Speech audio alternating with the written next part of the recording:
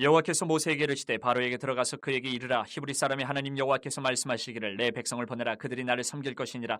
내가 만일 보내기를 거절하고 억지로 잡아두면 여호와의 손이 들에 있는 내 가축 곧 말과 나귀와 낙타와 소와 양에게 더하리니 심한 돌림병이 있을 것이며 여호와가 이스라엘의 가축과 애굽의 가축을 구별하리니 이스라엘 자손에게 속한 것은 하나도 죽지 아니하리라 하셨다 하라 하시고, 여호와께서 기한을 정하여 이르시되 여호와가 내일 이 땅에서 이 일을 행하리라 하시더니 이튿날에 여호와께서 이 일을 행하시니 애굽의 모든 가축은 죽었으나 이스라엘 자손의 가축은 하나도 죽지 아니한지라. 바로가 사람을 보내본 적 이스라엘의 가축은 하나도 죽지 아니하였더라. 그러나 바로의 마음이 완강하여 백성을 보내지 아니하니라. 여호와께서 모세와 아론에게 이르시되 너희는 화덕에 재 두 움큼을 가지고 모세가 바로의 목전에서 하늘을 향하여 날리라. 그 재가 애굽 온 땅에 티끌이 되어 애굽 온 땅의 사람과 짐승에게 붙어서 악성 종기가 생기리라. 그들이 화덕의 재를 가지고 바로 앞에 서서 모세가 하늘을 향하여 날리니 사람과 짐승에게 붙어 악성 종기가 생기고 요술사들도 악성 종기로 말미암아 모세 앞에 서지 못하니 악성 종기가 요술사들로부터 애굽 모든 사람에게 생겼습니다. 그러나 여호와께서 바로의 마음을 완악하게 하셨으므로 그들의 말을 듣지 아니하였으니 여호와께서 모세에게 말씀하신 것 같더라.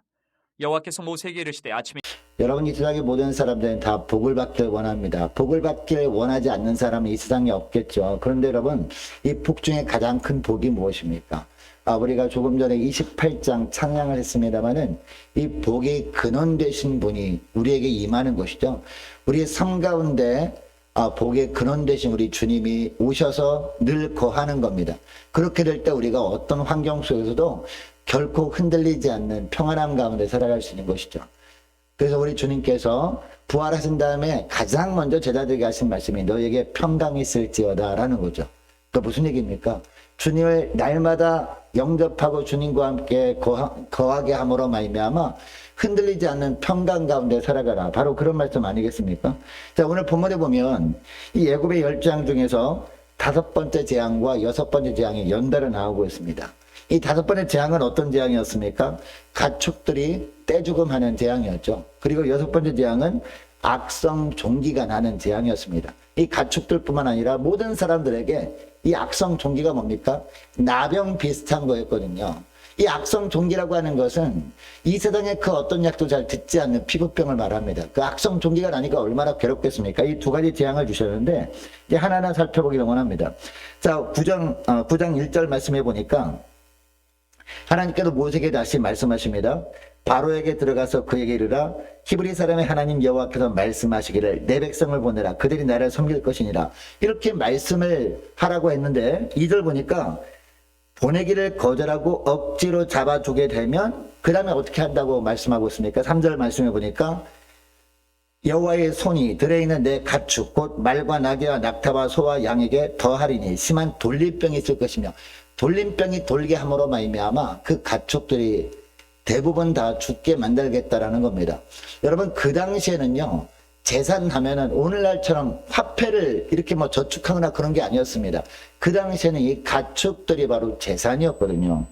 이 3절 말씀해 보니까 어떤 가축이 나오고 있습니까? 말.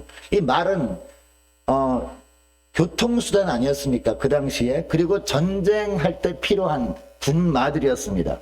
그리고 나귀와 낙타와 소와 양, 이 모든 것들도 다 재산이었다는 것이죠.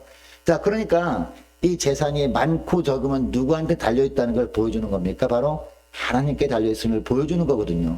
그 당시에는 이 재산을 많고 적게 하는 우상이 따로 있다고 생각했습니다. 그래서 우상신에게 가서 빌고 정성을 다하면 재산을 증식도 하고 그리고 또 다른 많은 유익도 줄 것이라고 생각을 했다라는 것이죠. 그런데 하나님께서는 그런 우상신은 잘못된 것이다. 우상신은 거짓이다. 이 재산을 주관한 분은 누구다? 바로 하나님이다라는 것을 보여주기 위해서 이처럼 이 가축들에게 돌림병이 생기게 만들고 하나님께서 잠깐 손대시니까 그냥 너무나 많은 이 재산이 날아가 버리는 그런 모습을 보여주는 것이죠. 또 분명한 증거를 보여주시는데 그 증거가 무엇입니까? 4절 말씀에 보면 여호와가 누구의 가축? 이스라엘의 가축과 애굽의 가축을 구별하리니 라고 말씀하고 있습니다. 이스라엘 자손에게 속한 것은 하나도 죽지 아니하리니 이스라엘에게 속한 재산은 하나님의 손대지 않으시고 이 애굽 사람들의 재산만 손을 대신다는 거죠. 그렇게 함으로 말미암아 하나님께서 보호해 주셔야 재산도 그냥 지켜지는 것이지 우리의 어떤 노력으로 되어지는 것이 아니다라는 것을 보여주고 있다는 것입니다. 뿐만 아니라 이 8절부터 보니까 악성 종기 재앙이 나오지 않습니까? 이 악성 종기 재앙을 하나님께서 내리시는데 8절에 보니까 모세 아론에게 또 말씀하시죠. 하나님께서 어떤 말씀하십니까? 너희는 화덕의 제 두 움큼을 가지고 모세가 바로의 목전에서 하늘을 향해 날리라. 그러면 이 모든 재들이 막 날아다니면서 온 사람들이 몸에 붙어가지고 악성 종기가 생기게 될 것이다 라고 합니다. 이때도 하나님께서 고센 땅에 있었던 이스라엘 백성들에게는 악성 종기가 나오지 않게 하시거든요. 이걸 통해서 하나님이 또 무슨 말씀을 하시느냐? 그 당시에도 물론 질병들이 있지 않았겠습니까? 병이 전혀 없는 세상은 없잖아요. 질병이 발생할 때마다 질병을 주관하는 우상신이 있다고 생각을 한 거예요. 그래서 병이 날 때마다 옛날에는 성황당에 가서 막 제사를 지내고 했잖아요. 예수 믿는 사람이 대부분 없을 때. 그처럼 이 애굽에도 그런 모습이 있었다는 것이죠. 그러나 질병을 주관하는 우상이 따로 있는 것이 아니라 병을 주기도 하고 병을 낫게 하기도 하는 것은 누가? 하나님이다라는 것을 보여주시는 것이죠. 이처럼 재산을 주관하고 그리고 또 질병을 주관하시는 분은 하나님이다. 한마디로 하면 생사화복을 주관하시는 분은 오직 하나님밖에 없다. 이것을 보여주는 것이 오늘 본문의 말씀이라는 것이죠. 자, 그러니까 어떤 환경 속에서도 생사화복을 주관하시고 그리고 어떤 경제력도 주관하시는 하나님만 경외하고 하나님만 섬기라 라고 말씀하시는 것이 오늘 본문의 말씀입니다.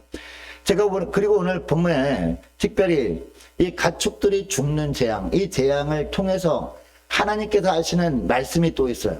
특별히 이 바로에게 어떤 말씀을, 어떤 것을 깨닫게 하기 위해서 이 가축들이 죽게 하시느냐. 여러분, 그 당시에 하나님께서 말씀하실 때 그 말씀에 불순종하면 그 결과는 죽음이었거든요. 여러분, 바로가 불순종한 거잖아요. 이스라엘 백성들을 보내라. 그들이 나를 섬길 것이니라. 이 말씀을 전했을 때, 이 모세를 통해서 하나님의 말씀이 선포되었을 때, 이 바로가 즉시 순종이 됐습니다. 왜냐하면 첫 번째, 두 번째, 세 번째, 네 번째 재앙까지 어떤 현상이 벌어진 것을 보면서 야, 하나님의 살아계시구나라는 것을 알았잖아요. 그렇다면은 이 다섯 번째 재앙이 일어나기 전에 하나님의 말씀하시면 들어야 마땅할 거 아닙니까? 그럼에도 불구하고 계속해서 마음을 완강하게 하면서 하나님의 말씀을 거부한 거죠. 그 결과가 뭐겠습니까? 바로 죽음이었거든요. 바로가 죽어야 마땅했습니다. 그죠? 그런데 누가 죽어야 대신? 가축들이 대신 죽었습니다. 이것을 알게 하시고자 이 가축들이 죽게 하는 재앙을 하나님께서 허락하셨다는 것이죠. 근데 바로가 수많은 가축들이 죽어가면 그걸 보면서 내가 죽어야 되는데 가축들이 저렇게 많이 죽었구나라고 하면서 정신을 차려야 되는데 정신을 차리지 못하는 모습이 오늘 본문에 나오고 있어요. 그리고 이 가축들이 죽는 재앙을 이 새벽에 우리들에게 알게 하시는 이유가 뭘까요? 우리들에게 보여주는 이유가 뭘까요? 여러분, 우리가 날마다 살아가는 삶 가운데 주님의 말씀대로 순종하기를 원합니다마는 우리가 하나님 앞에 설 때마다 느끼는 게 뭡니까? 내가 정말 순종하기를 원하는데 순종하지 못한 부분이 너무나 많다는 것을 깨닫게 되지 않습니까? 그래서 우리가 회개하는 것인데 이것을 통해서 하나님께서 우리에게 하시는 말씀이 무엇일까요? 우리가 불순종함으로 말미암아 우리가 죽어야 되는데 우리 대신 죽으신 존재를 떠올리게 하는 거죠. 바로 어린 양 대신 예수 그리스도를 떠올리게 하는 겁니다. 여러분, 우리가 다섯 번째 재앙 우리가 살펴봤습니다. 여섯 번째 재앙 살펴봤습니다만은 일곱 번째, 여덟 번째, 아홉 번째, 마지막 열 번째 재앙이 뭡니까? 바로 어린 양이 죽는 재앙 아닙니까? 그게 뭐죠? 바로 유월절, 그죠? 유월절 그때 이 어린 양이 죽어서 그 피를 바름으로 말미암아 죽음의 사자가 지나가던 재앙이 바로 열 번째 장자 재앙 아닙니까? 그것으로 이렇게 가는 거죠. 그것을 생각하게 하는 것이 바로 오늘 본문에 가축이 죽는 재앙이라는 것입니다. 여러분, 예수님은 당시 돌림병 재앙으로 죽었던 수많은 애굽의 가축들보다 가장 귀한 그런 어린 양 되십니다. 하나님의 아들이십니다. 그럼에도 불구하고 십자가에 죽으신 이유가 누구 때문에? 바로 우리의 불순종 때문이라는 거죠. 여러분, 애굽의 10장 중에서 10번째 재앙 어린 양을 죽임으로 장자를 살리는 내용, 바로 이 내용을 주님께서 우리에게 말씀하시기 위해서 첫 번째 재앙부터 아홉 번째 재앙까지 있는 거예요. 그 재앙 보여주시기 위해서 계속해서 이처럼 10번째 재앙을 주님께서 보여주신 것이죠. 그 어린 양을 통해서 우리가 살 수 있다는 사실을 보여주시는 겁니다. 그리고 그 어린 양을 통해서 바로 그 어린 양의 피를 통해서만 죄가 사해진다는 걸 보여주는 것이 바로 우리 출애굽기 전반부의 말씀인 겁니다. 여러분, 그 어린 양을 통해서 우리가 하나님께 담대히 나갈 수 있는 겁니다. 예수 그리스도의 이름으로. 진리 안에서 자유를 누리는 길도 바로 예수를 통하는 것밖에 없다라는 것을 말씀하고 있습니다. 여러분, 그래도 이사야 선지자도 이사야 53장 5절 말씀, 우리가 잘 아는 말씀, 이런 말씀하지 않습니까? 그가 찔림은 우리의 허물 때문이요 라고 합니다. 우리는 아직도 허물이 있는 존재라는 거죠. 그런데 그가 찔림으로 말미암아 허물이 사함받게 되었다라는 겁니다. 그가 상함은 우리의 죄악으로 인함이라고 하고 있죠. 우리는 아직까지도 죄악이 있다는 겁니다. 그러나 그것 때문에 주님이 상하셨다라고 말씀하셨어요. 그가 징계를 받음으로 우리가 평화를 누리고 라고 합니다. 우리는 평화를 누릴 자격이 안 되지만 그가 징계를 우리 대신 받으심으로 말미암아 우리가 평화를 누리게 되었다라고 하지 않습니까? 그가 채찍을 맞음으로 우리가 나음을 입었도다라고 하고 있습니다. 우리는 영적인 질병에 걸려있는 상태였습니다. 영적인 악성 종기가 나 있는 상태란 말이에요. 그러나 우리 주님께서 채찍에 맞아서 피 흘려 주심으로 말미암아 우리가 나음을 받게 되었다. 이 말씀을 하고 있지 않습니까? 그리고 베드로전서 1장 19절 말씀에 이런 말씀합니다.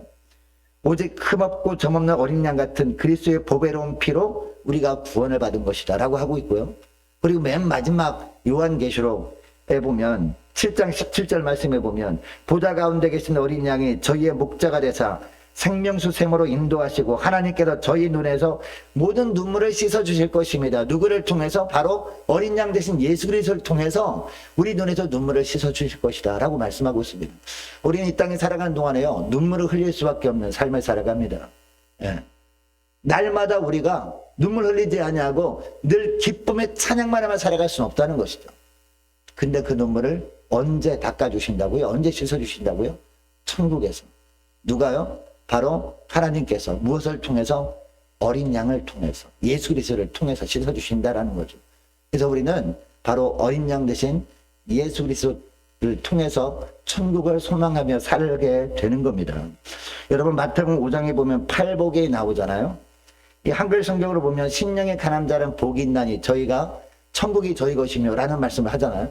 근데 원어로 보면 이런 말씀이에요. 복이 있는 자는 심령의 가난한 가운데 살아가게 된다. 이렇게 살 때 천국이 저희 것이 된다. 바로 그런 의미입니다.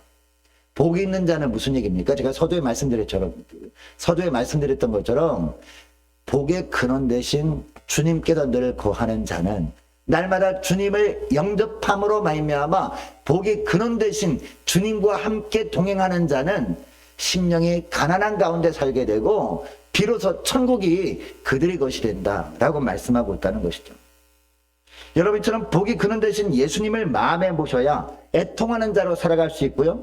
그리고 온유한 자로 살아갈 수 있고 의에 줄이고 목마른 자로 비로소 살아갈 수 있게 되고요. 긍휼히 여기는 자로 살게 되고 마음이 청결한 자가 되고 화평한 자로 살게 되고 그리고 의를 위해 핍박받는 자로 살아가게 된다는 겁니다.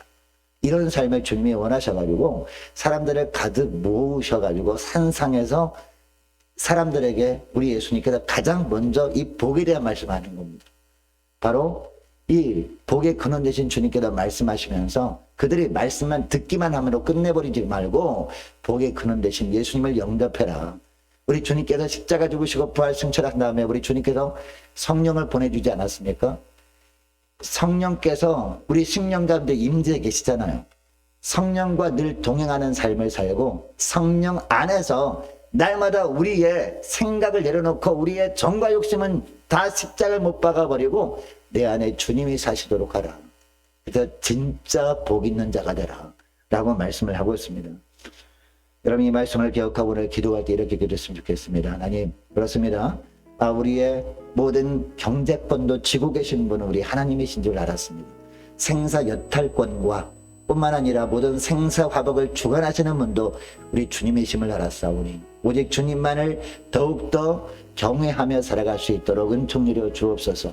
날마다 우리가 말씀에 순종하며 살길 원하지만 나도 모르게 불순종하는 죄악들이 너무나 많습니다. 하나님, 이 불순종하는 죄악 때문에 내가 죽어야 되는데 어린 양 대신 예수 그리스도께서 대신 죽으셨다는 것을 우리가 잊지 않게 하시고, 오직 복의 근원 대신 주님만을 다시 한번 새롭게 영접하고 그 주님과 동행하는 삶을 살아감으로 진짜 복인 하늘의 평강의 은혜가 오늘 하루도 한 주간도 날마다 임하게 해달라고 간절히 기도했으면 좋겠습니다.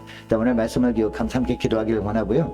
또 기도할 것은 한 주간 동안 우리 함께 가는 게 모든 성도들, 우리 한 사람 한 사람을 지켜주시고 우리 자녀들 하나님 세상 속에서 죄악에 빠지지 않냐고, 세상과 섞여 살지 않냐고 구별된 삶을 살아감으로 주님이 주신 복된 하루하루 되게 해달라고 간절히 기도했으면 좋겠습니다. 또 직장과 사업장과 각 일터마다 주님께서 친히 주인이 되어 주옵소서 함께 간절히 기도하면 좋겠습니다. 계속 기도할 것은 많은 환우들이 있습니다. 환우들을 위해서 우리 함께 기도하기를 원하고, 고3 수험생들을 위해서 우리 함께 기도하기를 원하고요. 우리 성사님들을 위해서, 그리고 나라 민족을 위해서 저와 여러분이 가지고 나온 기도 제목들 놓고 우리 함께 기도하기를 원합니다.